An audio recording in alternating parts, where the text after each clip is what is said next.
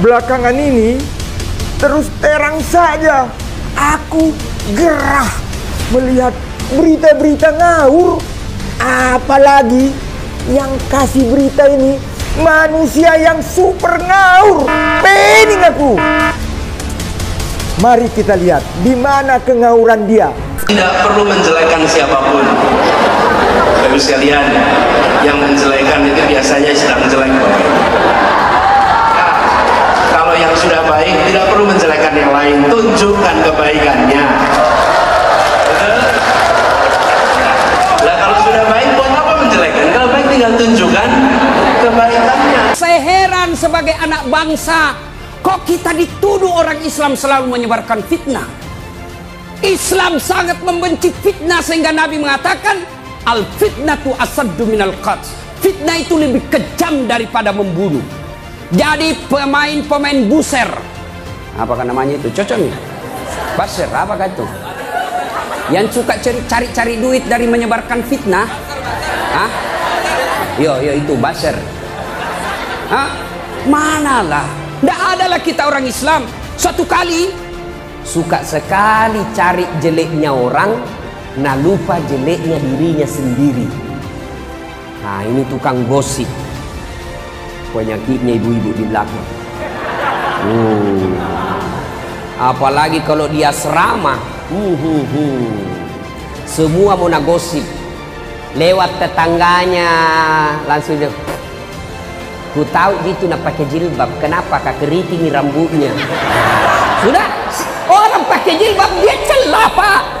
Sudah, lewat lagi yang satu, enggak serasi kudungnya, iyo kayak umbul-umbul. Dua sudah dia celah, lewat lagi orang pakai gelang emas, palsu. Kenapa kau tahu? Melengke itu hitam-hitam di gelangnya. Lewat lagi yang satu pakai lipstik, palsu lipstiknya. Kenapa kau tahu? Melengke di giginya. Semua dia celah.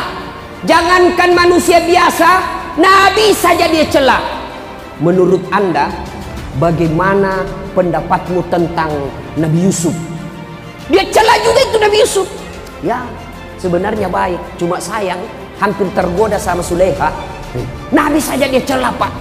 Bagaimana menurutmu Nabi Nuh? Nabi Nuh baik, beriman kepada Allah, tapi sayang anaknya kafir. Coba, semua coba dia celah pak. Orang seperti ini habis amal.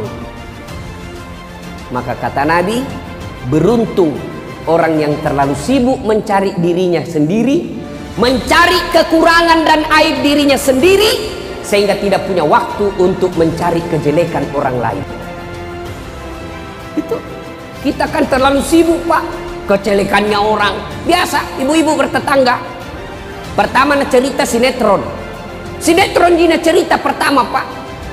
Bagaimana menurutmu itu tadi malam sinetron? Wah, jelek betul sifatnya itu suaminya, kasihannya. Lama-lama kok repot, kenapa? Seperti tetangga tak. Langsung tetangga jadi korban. Langsung dia bilang, iyo, setengah mati suaminya, pergi pengajian kiri kanan, istrinya selingkuh. Coba, apa gunanya kita cerita seperti ini bu? Ibu-ibu saya tanya, ada ndak yang istri yang senang suaminya selingkuh? Ada?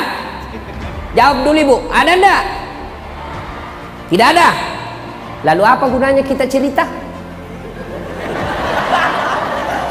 Ayo. Maka istri yang baik, majelis taklim yang baik, anggota bayangkari yang baik, yang taat dalam agama, datang tetangganya bawa gosip, saya dengar innalillahi wa inna na'udzubillah min zalik. Kita berlindung kepada Allah dari keburukan seperti itu. Belum tentu suami tak lebih baik.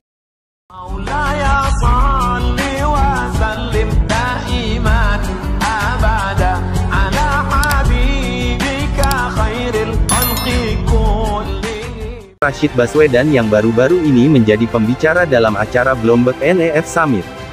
Hahaha, kapan ia gak benar berhenti berdusta, menawarkan diri dengan mengisi formulir ingin tampil di G20 Bali, ujar Ruhut dikutip dari unggahan Twitternya, @ruhutsitompul tanggal 14 November tahun 2022.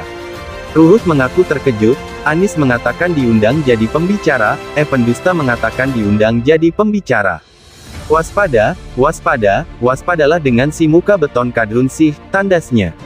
Sebagaimana diketahui, mantan Gubernur DKI Jakarta periode tahun 2017 sampai tahun 2022 itu, menjadi pembicara dalam acara Bloomberg NEF Summit yang merupakan salah satu side event di G20 dan B20, Nusa Dua, Bali pada Sabtu tanggal 12 November tahun 2022.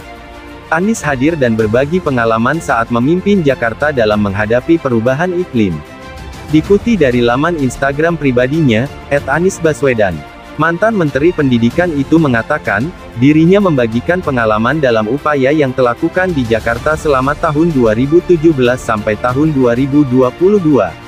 Anies mengklaim, Jakarta pada 2020 telah berhasil menurunkan gas rumah kaca (GRK) sebesar 26%. Jakarta telah berhasil menurunkan emisi gas rumah kaca hingga 26% pada 2020, ini bahkan melampaui target penurunan 30% di 2030, ucap Rashid Baswedan yang baru-baru ini menjadi pembicara dalam acara Bloomberg NEF Summit. Hahaha, kapan ia gak benar berhenti berdusta, menawarkan diri dengan mengisi formulir ingin tampil di G20 Bali, ujar Ruhut dikutip dari unggahan Twitternya, @RuhutSitompul tanggal 14 November tahun 2022. Ruhut mengaku terkejut, Anies mengatakan diundang jadi pembicara, pendusta mengatakan diundang jadi pembicara. Waspada, waspada, waspadalah dengan si muka beton kadrun sih, tandasnya. Sebagaimana diketahui, mantan Gubernur DKI Jakarta periode tahun 2017 sampai tahun 2022 itu, menjadi pembicara dalam acara Bloomberg NEF Summit yang merupakan salah satu side event di G20 dan B20, Nusa Dua, Bali pada Sabtu tanggal 12 November tahun 2022. Anies hadir dan berbagi pengalaman saat memimpin Jakarta dalam menghadapi perubahan iklim. Dikutip dari laman Instagram pribadinya, @AnisBaswedan. Mantan Menteri Pendidikan itu mengatakan, dirinya membagikan pengalaman dalam upaya yang dilakukan di Jakarta selama tahun 2017 sampai tahun 2022. Anies mengklaim, Jakarta pada 2020 telah berhasil menurunkan gas rumah kaca (GRK) sebesar 26%.